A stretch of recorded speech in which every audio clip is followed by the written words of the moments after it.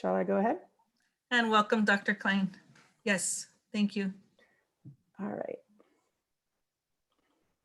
Great. Can you see my slides? Yes. Perfect. So as Letitia mentioned, my name is Judith Klein, and I'm an emergency room doctor at San Francisco General Hospital. And I'm going to spend the next few minutes talking to you about the COVID-19 vaccines and then answer any questions that you may have. A couple important facts about the vaccines. There are 2 vaccines approved so far, the Pfizer and the Moderna vaccines, and there is one more on the way that'll likely be approved on Saturday, and that's from Johnson & Johnson. The 2 vaccines that are approved already are very similar to each other. They are made almost the exact same way using the same technology. The important thing for you to know is that both of these vaccines are highly effective, not only in preventing COVID-19 in general, but they are virtually 100% effective in preventing hospitalization or death from COVID-19. Both of these vaccines require 2 shots, okay? The Johnson & Johnson will require only 1 shot. So of the 2 vaccines that are approved, the first is the Pfizer. When you get the Pfizer vaccine, you get your first shot, you wait 21 days, and then you get your second shot. The important thing to know about this vaccine is that sometimes these vaccines are difficult to move around because they require deep cold storage. The Moderna vaccine, you get your first shot, you wait about a month, and then you get your second shot. And the good thing about this vaccine is it's a little, from our perspective, is that it's a little easier to handle because it requires only regular refrigeration. As I mentioned before, the third vaccine, soon to be approved from Johnson & Johnson, will be a single dose only and can also be stored in just an ordinary refrigerator. Now, how do these vaccines work? Now, what these vaccines do, so this is the coronavirus, which with its little spikes, this is what gives it that sort of halo effect. And what these vaccines do is they take a little piece of genetic information from the virus and coat it up in a small layer of fat. This globule is then injected into your muscle cell. This goes into your shoulder. And what this does is this genetic information is then used by your muscle cell to make these little spike proteins, okay? Your immune system then recognizes this spike as something that shouldn't be there and starts to make antibodies to destroy the spike. Now, very important to note is that you absolutely cannot get COVID from the spike alone. You need the whole virus, and all you're getting is this little piece of it, okay? And so you absolutely cannot get COVID from this spike. It's just not possible. But if the COVID virus tries to infect you in the future, your immune system is ready and can attack the virus and kill it before it makes you sick, okay? The other important thing to remember is that this little piece of genetic information degrades very quickly in your body. You will not become a zombie with this extra DNA in your body. It gets degraded very quickly. The third vaccine from Johnson & Johnson, just to mention it, is made from a weakened virus that cannot make you sick. And it also introduces genetic information into the muscle cell in order to make that spike protein. So ultimately, it works the same way as the Pfizer and the Moderna vaccines. Now, how well do these vaccines work? Okay, this information is from the Pfizer study for the Pfizer vaccine, but the Moderna was very, very similar. So what they did is they included over 40,000 people in these studies, so lots of people, and gave half of them the real vaccine and half of them they gave placebo. And what they found is that among the people who got the vaccine, there were 8 cases of COVID. Among people who got the placebo or no vaccine, there were 162 cases of COVID, which works out to an effectiveness of 95%. This is among the most effective vaccines actually like ever created. So really effective. They work very, very well. The Moderna study also included about 30,000 plus people. So these were big studies. What about safety? What both the Pfizer and Moderna studies showed is that most people with their first shot will get some arm soreness or redness at the injection site. when I got the Pfizer vaccine, I definitely got some arm soreness that lasted for about a day. With the second shot, lots of folks will get some fatigue, maybe some headache, maybe some low-grade fever or chills. I got some chills and fatigue, definitely. Once again, they lasted for about a day. And the important thing to remember with these side effects is that they actually mean that your immune system is working. These are not bad things per se. They're really just signs that the vaccine is doing what it's supposed to do. And they're very short-lived, as I mentioned. Now, there are rare cases of treatable allergic reactions that have been reported, once again, very rare. Only about 4 or 5 people out of every million shots given will have an allergic reaction. All of them have been treated successfully and without any problems and all recovered. But this is the reason why after you get the shot, you'll wait 15 minutes before you leave the vaccination site. And as I mentioned before, most of the symptoms for people didn't last very long and did not interfere with daily activities. So what do we know about this vaccine? We know that this vaccine works incredibly well. I've also already mentioned that it was 95% effective and almost 100% effective in preventing hospitalizations and death.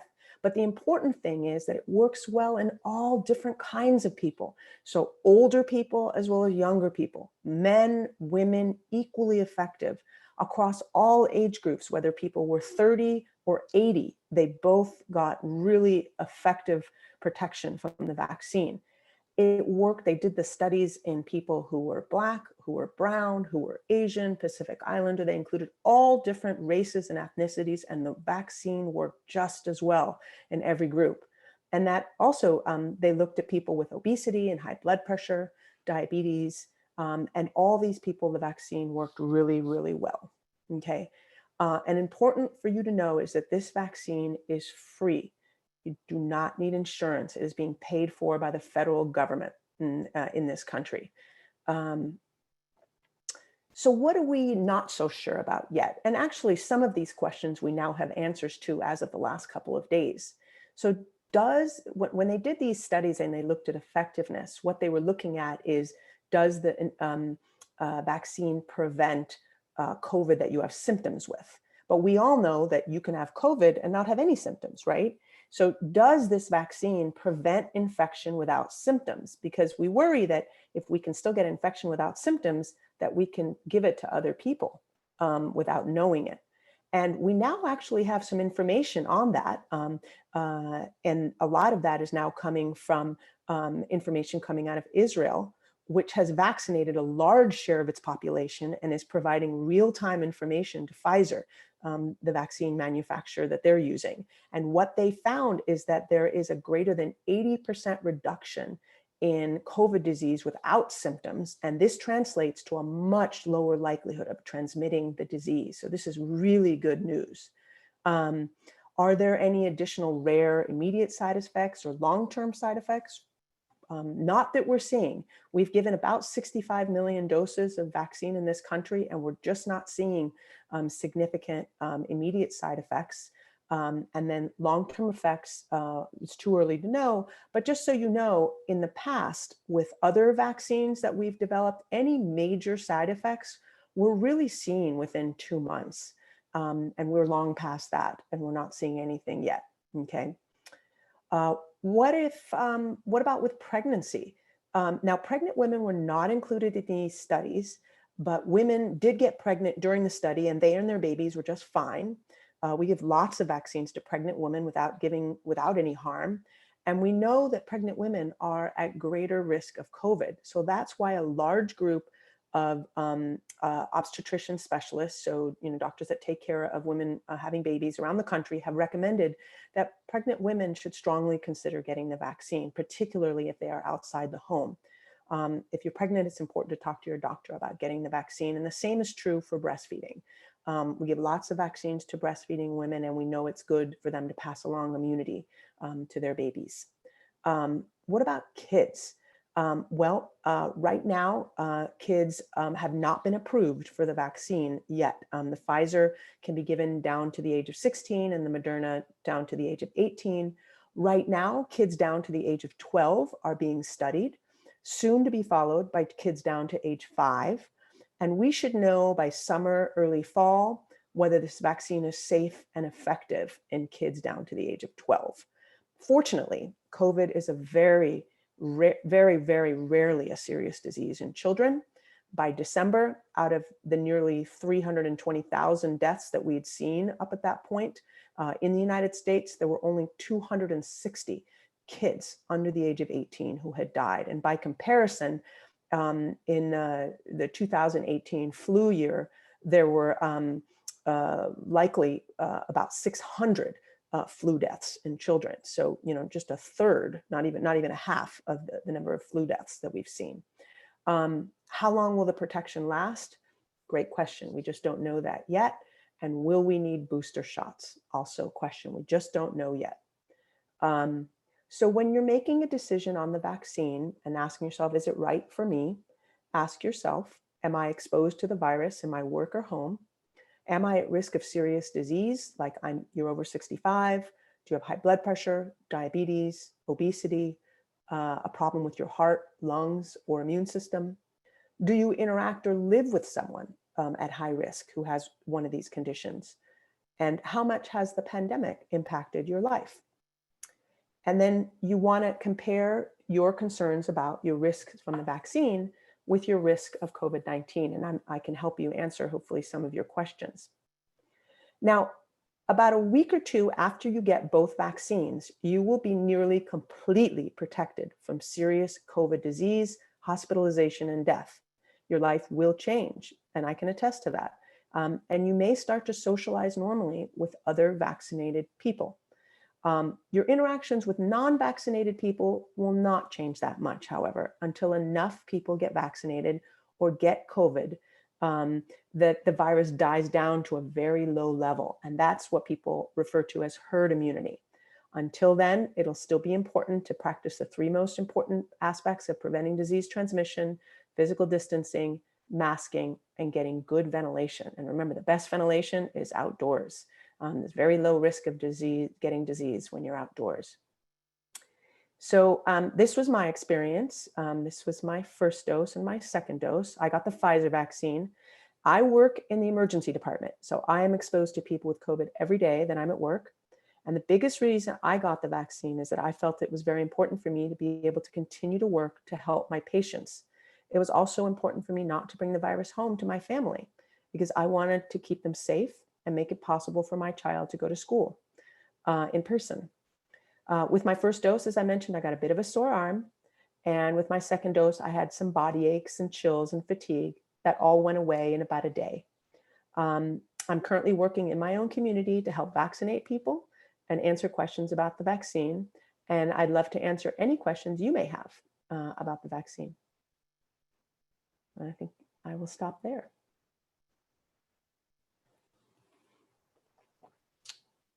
So if you have any questions, if you could please put them in the chat or the Q&A.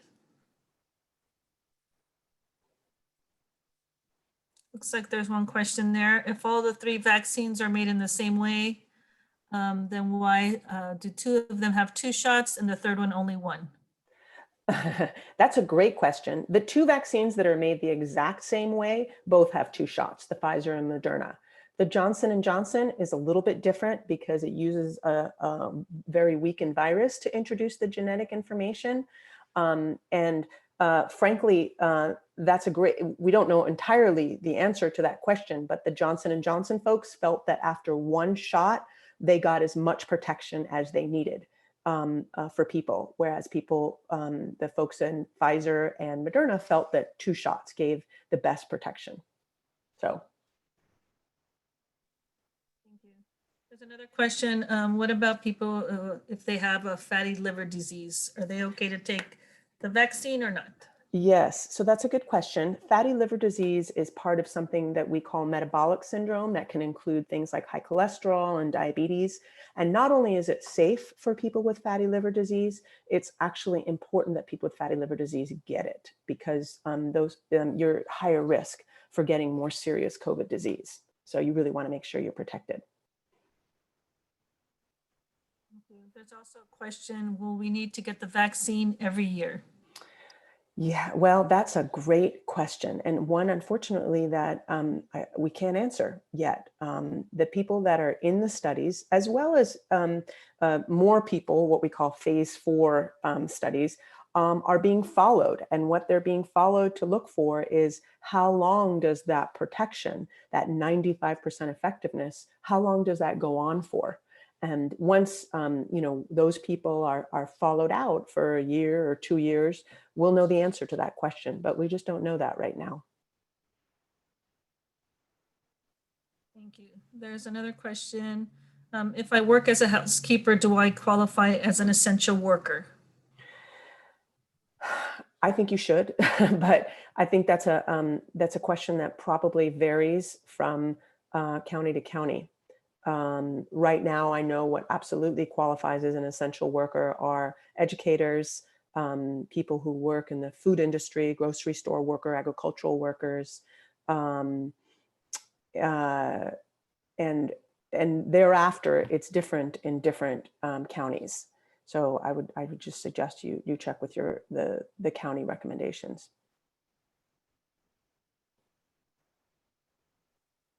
There's another question. My children have food allergies. Will it be safe for them if they're over 16 years of age? Okay, so that's a great question. When you go get the vaccine, you will be asked a series of questions. And one of those questions will be about allergies and what kind of reaction you have. People that have had a history of just mild allergic reactions like hives, they'll simply be watched for 15 minutes after the vaccine. Anybody who's had a more serious allergic reaction, like lip swelling or tongue swelling or wheezing um, in response to foods or bee stings or medications, will be watched for 30 minutes. So the answer is it is safe. As I mentioned, the rate of allergic reactions to these vaccines is incredibly low, like 4 or 5 for every 100 million, 4 or 5 for every million vaccines that are administered. So yes, it'll be safe to give it, and they will simply be watched maybe for a longer period of time if their allergies were very severe. Thank you. There's a question in the Q&A. Is there a chance to have a bad side effect in the long term after being vaccinated? Yeah, that's a great question. And the answer at this point is that, of course, even the folks that were in the studies have now only been studied probably for about 6 months, maybe 7 months. So that's all the information we have. That being said, we've been the United States has been in the business of making vaccines for, 50, 60 years. And in all of our previous experience in making vaccines, whenever there was a significant long-term side effect, we already saw it by 2 months. There was nothing that kind of came up all of a sudden a year or 2 or 5 years down the line.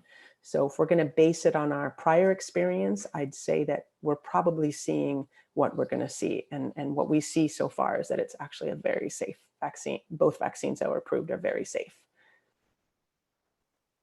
Thank you. There's a question also in the Q&A as to where exactly in Contra Costa County area can people receive the vaccine shot. They're not frontliners and they're not 65 years or older or essential workers.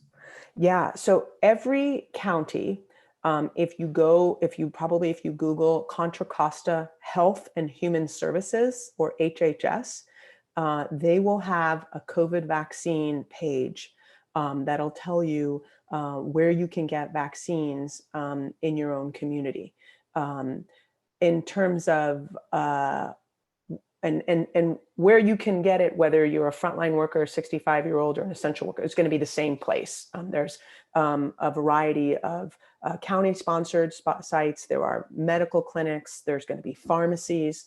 I work, for example, at a mass vaccination site at our civic center. So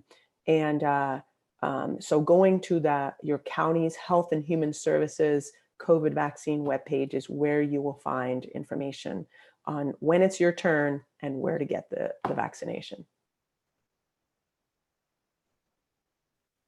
There's another question. Can vaccines be wasted if they're not used on any given day?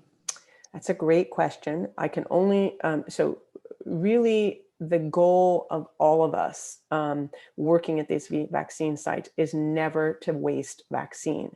Those vaccines, the few that are left at the end of every day, for example, where I have been volunteering, are given to the healthcare workers and volunteers who are at the site, since we're interacting sometimes with up to 1,000 or 1,500 people a day. Those that are not used by the volunteers, I have seen the paramedics that run the clinic literally drive those vaccines to nursing homes, assisted living facilities, to people who are, in the tier that we're at, and may or may not have difficulties getting to the vaccine site. So we do not, at least in my facility, we do not waste vaccine.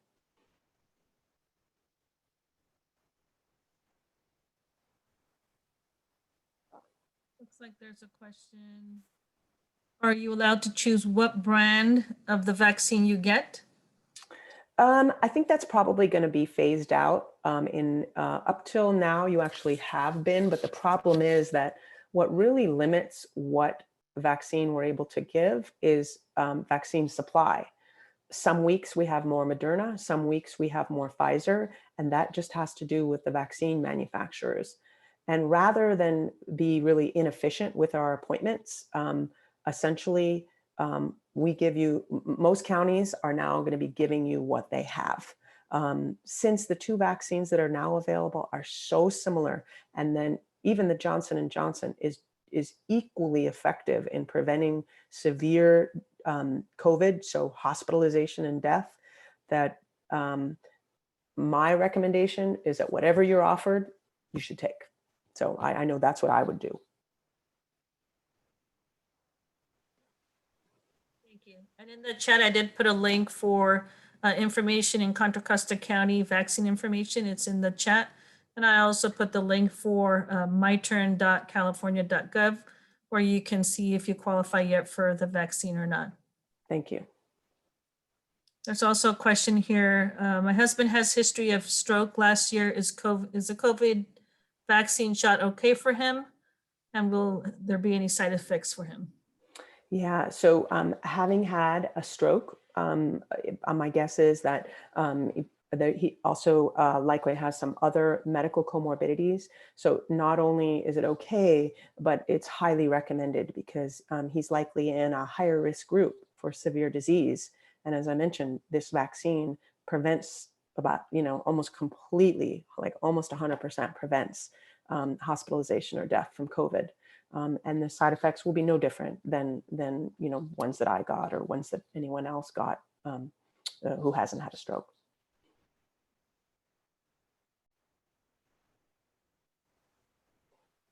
There's a question. Do you wait for your age group if you're autoimmune compromised? Yeah, once we get to, and once again, every county is going to be a little bit different than this. The first tier has been focused on healthcare workers, the elderly. Now we're down at the age of 65 and over, and on essential workers. The next tier, tier 2, is going to go to people with medical comorbidities. So people with like heart problems and lung problems and immune system problems. And then people kind of in the next age group down. Once again, depending upon your community, if you have an autoimmune disease or you are on an immune suppressant medications, you may fall into that group of people with medical comorbidities who may qualify for a vaccine a little ahead of your age group. But once again, this is going to depend on your community. Some communities in the country are going strictly by age, so every county is allowed to make their own decisions on that. There's another question.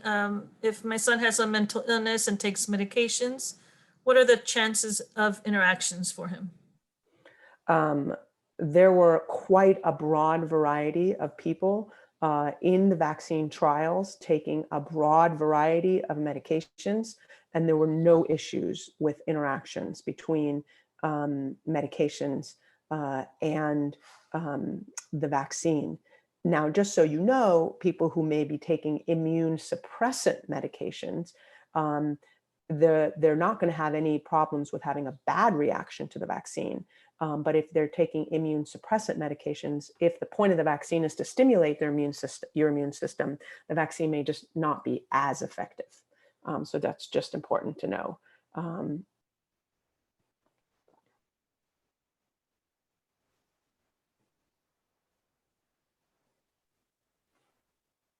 you. And I don't see any additional questions right now in the chat or the Q&A.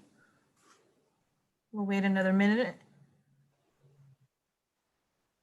And thank you again to Dr. Judith Klein for this valuable information. Again, this session is being recorded, so it will be available on our website, so you can refer to it, or also refer members of our community to the video so they can also receive the same information. Thank you very much for inviting me, Letitia. Thank you for joining us. It looks like we have maybe one more question. If a family member is in their group that qualified for the vaccine, is all the family included to get the vaccine, or just that family member? Yeah, unfortunately not. I mean, a family can consist of, a person who's 75, someone who's, 50 and has a heart problem, and then a 16-year-old. And they would all fall into different tiers. So unfortunately, not.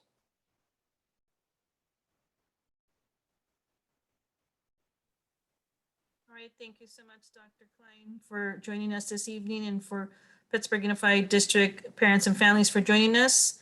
Have a great evening and be safe. Thank you.